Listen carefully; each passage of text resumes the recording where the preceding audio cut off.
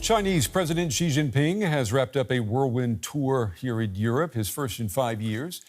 Xi was in Hungary for the final stop of his 5-day trip. He met with Hungarian Prime Minister Viktor Orban in Budapest and said that the two nations would begin a golden voyage in bilateral relations. Xi and his wife also visited Serbia and France. Now, in Paris, French President Emmanuel Macron and EU Commission Chief Ursula von der Leyen, they both pressed Xi to use his influence on Russia to end the war in Ukraine. It was Xi's stop in Hungary, however, that raised quite a few eyebrows. More specifically, it was what was said to Xi.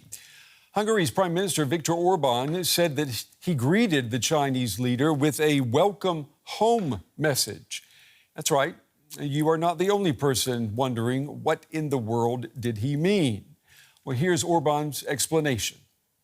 Because we came from East, we are settled here in the West, but the origin is very important. So we know that relatives are somewhere there far away. So when somebody from East is coming to Hungary, especially with the high civilization for several thousands of years, as China, you know, it always has a special emotional element of that meeting. So it's a good reason to say to your president that feel at home. The Hungarian Prime Minister expressing a sense of kinship with the Chinese people.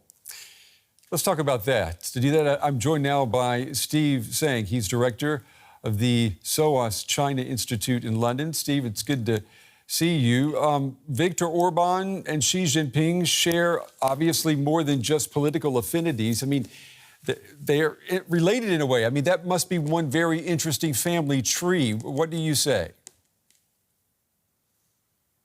Well, it certainly is very welcome from Xi Jinping's perspective to hear what Prime Minister Orban has to say. But then history is not something that Xi Jinping gets worried about. He's only interested in his own version of history. And if Hungarians want to present a version of history that will make Xi Jinping smile, Xi Jinping will smile. Yeah, and apparently there was a lot of smiling going on with this visit.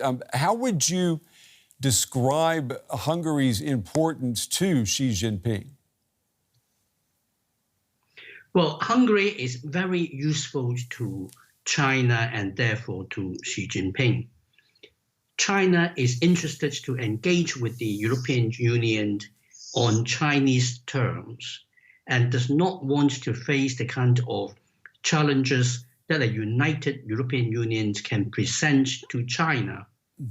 By getting Hungary firmly in the Chinese camp, then Hungary will be able to frustrate the European Union and make it more likely that the EU cannot block China in terms of Chinese ambitions. In that sense, Hungary is very useful and important to China. Xi also visited Serbia, and he did so on an important date in the calendar. He was in the capital, Belgrade, on the 25th anniversary of a U.S.-led airstrike on the Chinese embassy there, in which 3 Chinese nationals were killed.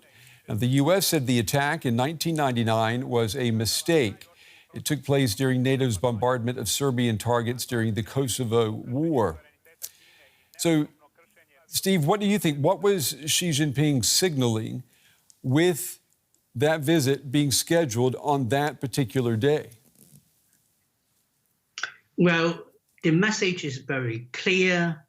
It was the American-led NATO that was the aggressor and attacked Chinese sovereign territory in the Chinese embassy in Belgrade. And China takes the view that it was NATO aggression that ultimately caused the war in Ukraine.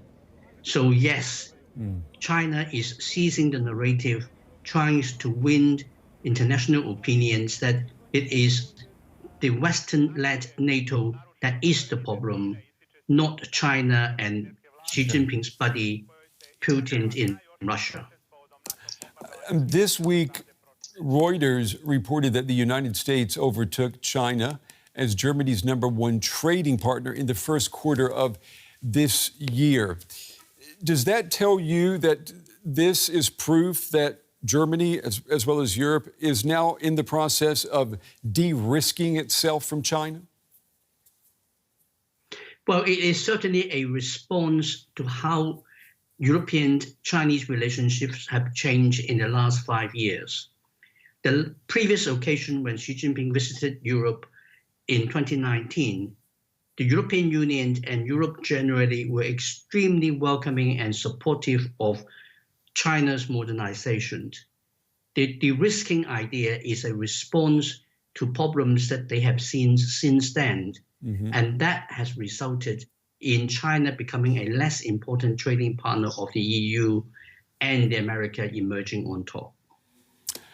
Steve Tsang, director of the SOAS China Institute. Steve, as always, we appreciate your time, appreciate you taking the time to be with us on this Friday. Thank you.